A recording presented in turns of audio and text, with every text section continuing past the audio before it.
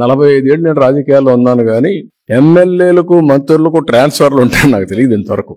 అంటే మరి నువ్వు చంద్రగిరిలో నువ్వు శాసనసభ్యుడిగా ఉన్న తర్వాత, శాసనసభ్యుడిగా ఓడిపోయిన తర్వాత మరి కుప్పానికి నువ్వు ఎందుకు ట్రాన్స్ఫర్ అయ్యావు? అన్న నందమూరి తారక రామారావు గారు ఎందుకు ట్రాన్స్ఫర్ అయ్యారు?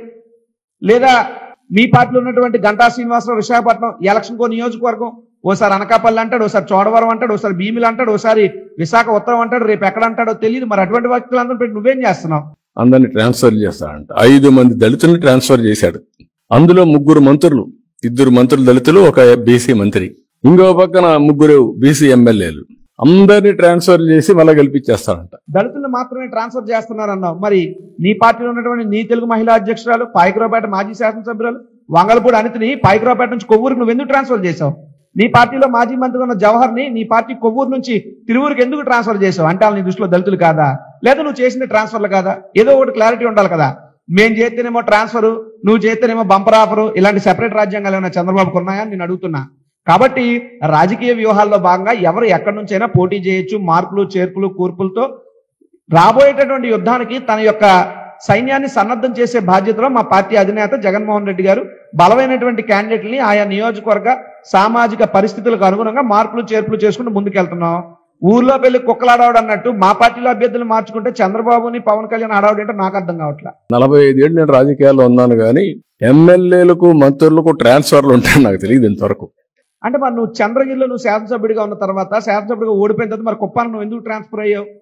అన్న నందమూరి తారక రామారావు గారు ఎందుకు ట్రాన్స్ఫర్ అయ్యారు? లేదా మీ పార్టీలో ఉన్నటువంటి గంటా శ్రీనివాసరావు విశాఖపట్నం ఎలక్షన్కో నియోజకవర్గం ఓసారి అనకాపల్లి అంటాడు, ఓసారి చోడవరం అంటాడు, ఓసారి భీమిలి అంటాడు, ఓసారి విశాఖ ఉత్తరం అంటాడు, రేపు ఎక్కడ అంటాడో తెలియదు. మరి అటువంటి వ్యక్తులందరూ పెట్టి నువ్వేం చేస్తున్నావు? అందరినీ ట్రాన్స్ఫర్ చేస్తాడంట. 5 మంది దళితుల్ని ట్రాన్స్ఫర్ చేశాడు. అందులో 3 మంత్రులు, 2 మంత్రులు దళితులు, ఒక బీసీ మంత్రి, ఇంకో పక్కన 3 బీసీ ఎమ్మెల్యేలు. అందరినీ ట్రాన్స్ఫర్ చేసి మళ్ళీ గెలిపించేస్తాడంట. దళితులను మాత్రమే ట్రాన్స్ఫర్ చేస్తున్నారన్నావు. మరి నీ పార్టీలో ఉన్నటువంటి నీ తెలుగు మహిళా అధ్యక్షురాలు, పాయకరావుపేట మాజీ శాసనసభ్యురాలు వంగలపూడి అనితిని పాయకరావుపేట నుంచి కొవ్వూరుకు నువ్వు ఎందుకు ట్రాన్స్ఫర్ చేసావు? నీ పార్టీలో మాజీ మంత్రి ఉన్న జవహర్ని నీ పార్టీ కొవ్వూరు నుంచి తిరువూరుకి ఎందుకు ట్రాన్స్ఫర్ చేసావు? అంటే నీ దృష్టిలో దళితులు కాదా, లేదా నువ్వు చేసిన ట్రాన్స్ఫర్లు కాదా? ఏదో ఒకటి క్లారిటీ ఉండాలి కదా.